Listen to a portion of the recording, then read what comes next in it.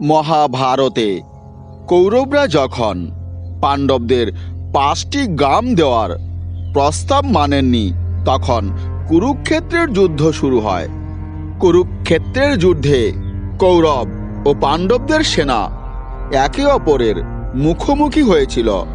যুদ্ধ শুরু হলে হস্তিনাপুরে বসেই ধৃতরাষ্ট্রকে সঞ্জয় যুদ্ধের প্রত্যক্ষ ঘটনাগুলি এমনভাবে শোনাচ্ছিলেন যেন সামনে টিভি চলছে এবং তিনি প্রতিটি ঘটনার লাইভ কমেন্ট্রি করে চলেছেন। এখন প্রশ্ন হলো, হস্তিনাপুরে বসে সঞ্জয় কিভাবে মহাভারত যুদ্ধের এক একটি ঘটনা জানিয়ে দিয়েছিলেন, আর ধৃতরাষ্ট্রের মৃত্যুর পরেই তারই বা কি হয়েছিল?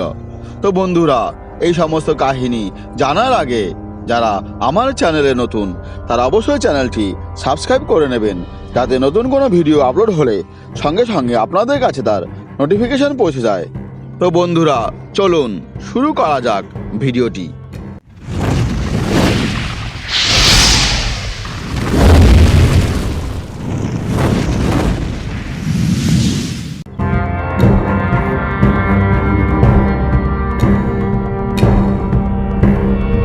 বর্তমানে হস্তিনাপুর ও কুরুক্ষেত্রের মধ্যে দূরত্ব 175 কিলোমিটার।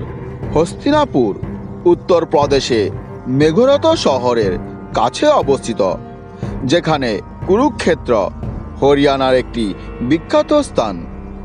আজকের সড়ক পথে হস্তিনাপুর ও কুরুক্ষেত্রের মধ্যে 175 কিলোমিটারের দূরত্ব রয়েছে। গুগল ম্যাপের সাহায্যে দেখলে এই দূরত্ব 3 ঘন্টারও বেশি সময় লাগবে।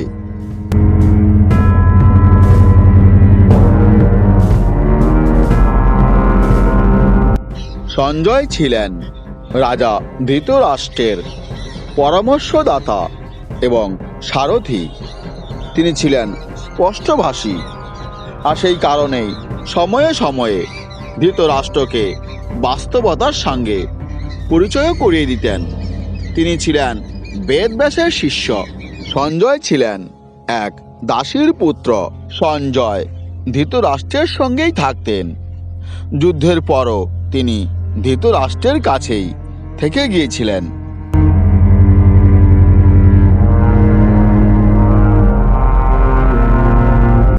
কুরুক্ষেত্র যুদ্ধের আগে ভগবান শ্রীকৃষ্ণ অর্জুনকে ধর্মযুদ্ধে উদ্বুদ্ধ করেছিলেন।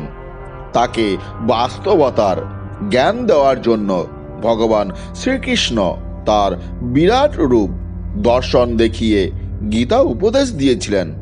বলা হয়, অর্জুনের সঙ্গে সঙ্গে সঞ্জয়ও গীতার উপদেশ শুনেছিলেন।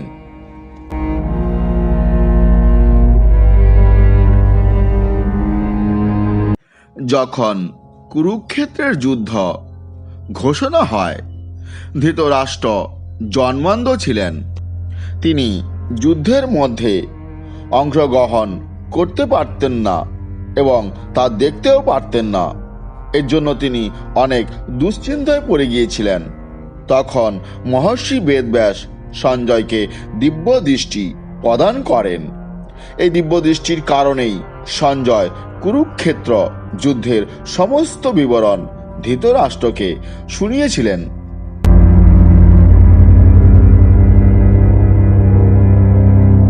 সঞ্জয় ধৃতরাষ্ট্রকে যুদ্ধের প্রতিটি ঘটনার ব্যাপারে জানিয়েছিলেন, যেমন অভিমন্যুর হত্যাকাণ্ড, কর্ণের বীরগতি বা দুর্যোধন সহ সমস্ত 100 পুত্রের মৃত্যুর ঘটনা।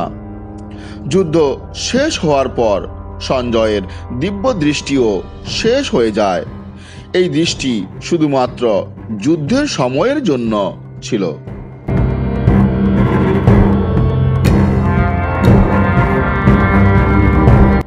কুরুক্ষেত্র যুদ্ধ শেষ হওয়ার পর সঞ্জয় যুধিষ্ঠিরের রাজ্যে অনেক দিন ছিলেন।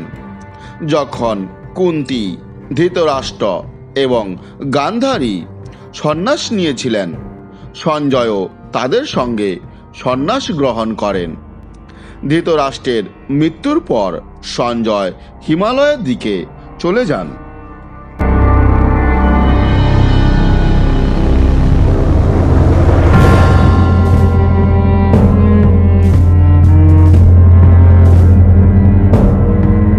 হ্যালো ফ্রেন্ডস, সঞ্জয়ের দিব্যদৃষ্টি কাহিনীটি আপনাদের কেমন লেগেছে?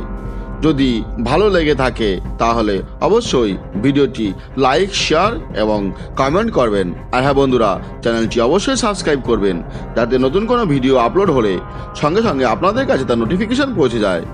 তো বন্ধুরা, আজ এ পর্যন্তই।